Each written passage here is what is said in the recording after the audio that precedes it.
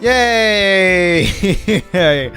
Now that everybody's pretty much done with this game and the hype for it is gone, I might as well just play it finally, this game that a bunch of people told me to play. I like that these girls are all like a normal resolution, but then they clearly scaled this girl up. You can tell by the resolution off of her titty here. It's not quite right, but hey man, whatever. So this is gonna be kind of a different series. It's gonna be a lot of my stupid voice acting, so let's go with it. Please enter your name. My name is Bert. I am Bert. Hello, nice to meet you. My name is Bert. Hey! I see an annoying girl running toward me from the distance, waving her arms in the air like she's totally oblivious to any attention she might draw to herself. That girl is Sayori, my neighbor and a good friend since we were children. And yet you just called her annoying. You know, the kind of friend you never see yourself making today, but it's just kind of words... But it just kind of works out because you've known each other for so long. We used to walk to school together on days like this, but starting around high school, we would oversleep more and more frequently. We get tired of sheep. I can't read. God damn it! This is a bad series for me already. But if she's going to chase after me like this, I almost feel better off running away. However, I just sigh and idle in front of the crosswalk and let Sayori catch up to me. I overslept again. But I caught you this time. But only... Oh, that's me. Maybe, but only because I decided to stop and wait for you. You say that like you were thinking about ignoring me. That's mean, Bert. Well, Bert's a stone-cold bitch, okay? You can't just expect him to be nice to you. Well, if people stare at you for acting weird, then I don't want them to think we're a couple or something. Fine. But you did wait for me after all. I guess you don't have it in you to be mean, even if you want to. Whatever you say, Sayori. We cross the street together and make our way to school. As we draw near, the streets become increasingly speckled with other students making their daily commute. By the way, Bert, have you decided on a club to join yet? A club? I told you already. I can't. This is already gonna be a problem. I told you already. I'm really not interested in joining any clubs. I haven't been looking either. That's not true. You told me you would join a club this year. Well, lady, Bert, as I mentioned before, is a stone-cold bitch. You can't trust a word this man says. Not a word of it. Bert is nobody's slave. Bert lives by his own rule. Bert taps his toe to the beat of his own drum. And that's just the kind of man he is. Did I? I'm sure it's possible that I did in one of our many conversations where I dismissively go along with whatever she's going on about. Sayori likes to worry a little too much about me when I'm perfectly content getting by on the average while spending my free time on games and anime. Wow, Bert is just me. I was talking about how I'm worried that you won't learn how to socialize or have any skills before college. Skills are for people who don't have games and anime. Your happiness is really important to me, you know. You don't need to worry about Bert. Bert can take care of himself. And I know you're happy now, but I die at the thought of you becoming a NEET in a few years because you're not used to the real world. Why would that make you sad if it doesn't make me sad? You cannot be concerned for somebody who's not concerned for themselves. You odd pink-haired lady. You trust me, right? No, not even for a second, actually. Don't make me keep worrying about you. All right. I'll look at a few clubs if it makes you happy. No promises, though. Will you at least promise you'll try a little? Did I not just say no promises? What about that is so hard to understand? Yeah, I guess I'll promise you that. Yay! Why do I let myself get lectured by such a carefree girl? More than that, I'm surprised I even let myself relent to her. I guess seeing her worry so much about me makes me want to ease her mind at least a little bit, even if it does exaggerate everything inside of her head. She crazy. This school day is as ordinary as ever. This music is loud and annoying. And it's over before I know it. Was that day 1? Did we finish day 1? Day 1 complete. Easy. After I pack up my things, I stare blankly at the wall. The wall is very beautiful. Look at the speckled spots of paint, the slight lumps where a little paint dripped down.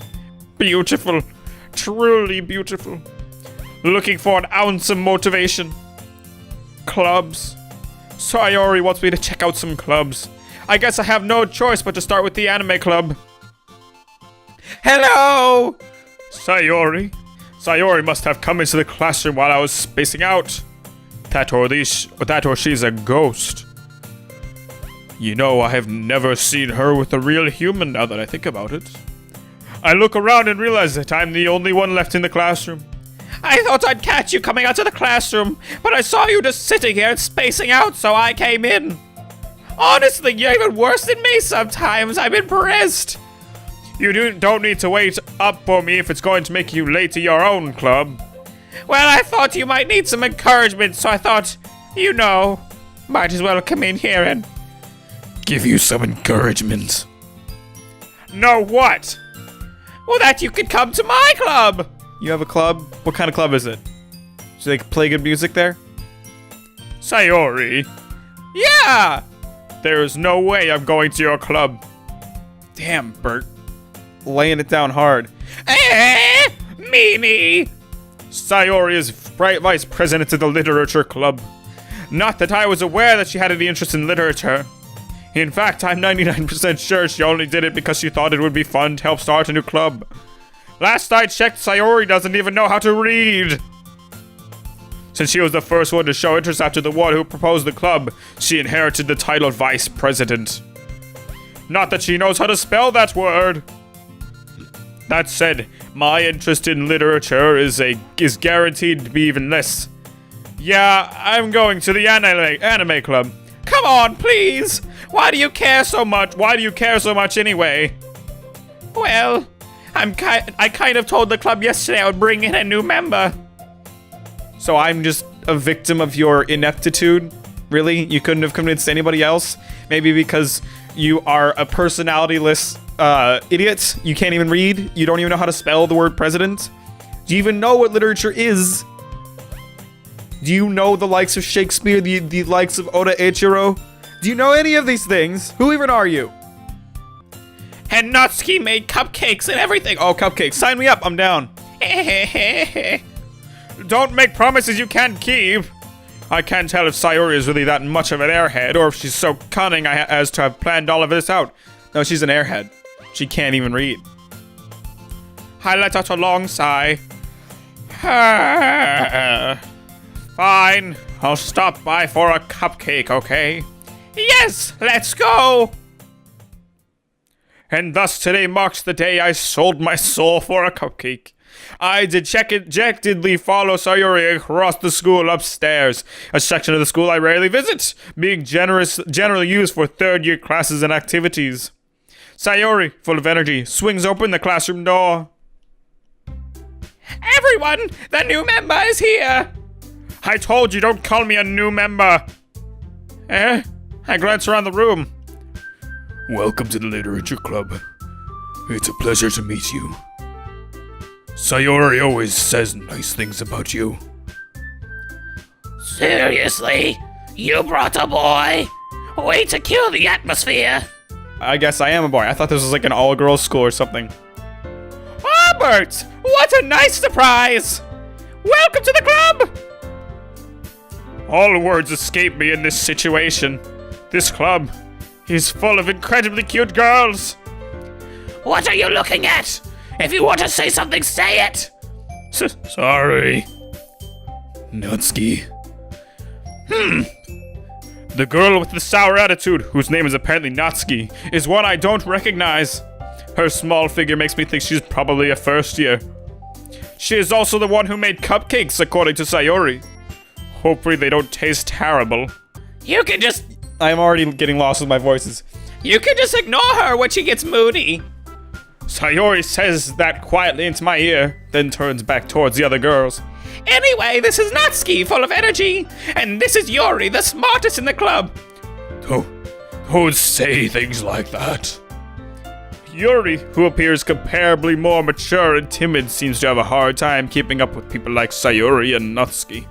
She beats to the beat of her own... she beats it to the beat of her own drum as well, and I can respect that. Bert will make friends with this one. Ah, well, it's nice to meet both of you. And it sounds like you already know Monica, is that right? That's right! It's great to see you again, Bert! Monica smiles sweetly. We do know each other well. Well, we rarely talked, but we were in the same class last year. Monica is probably the most popular girl in class. Smart, beautiful, athletic, curvy. Basically, completely out of my league. So having her smile at me so genuinely feels a little. You too, Monica. Come and sit down, Bert. We made room for you at the table so you can sit next to me or Monica. I'll get the cupcakes. Hey, I made them. I'll get them. Sorry, I got a little too excited. Then how about I make some tea as well? The girls have a few desks arranged to form a table. As Sayori mentioned, it's been widened so that there's one space next to Monica and one space next to Sayori. Natsuki and Yuri walk over to the corner of the room, where Natsuki grabs a wrapped tray and Yuri opens the closet. Still feeling awkward, I take a seat next to Sayori. Natsuki proudly marches back to the table, tray in hand.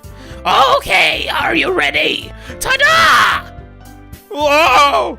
Natsuki lifts the foil off the tray to reveal a dozen white, fluffy cupcakes decorated to look like little cats. I wonder how delicious they taste.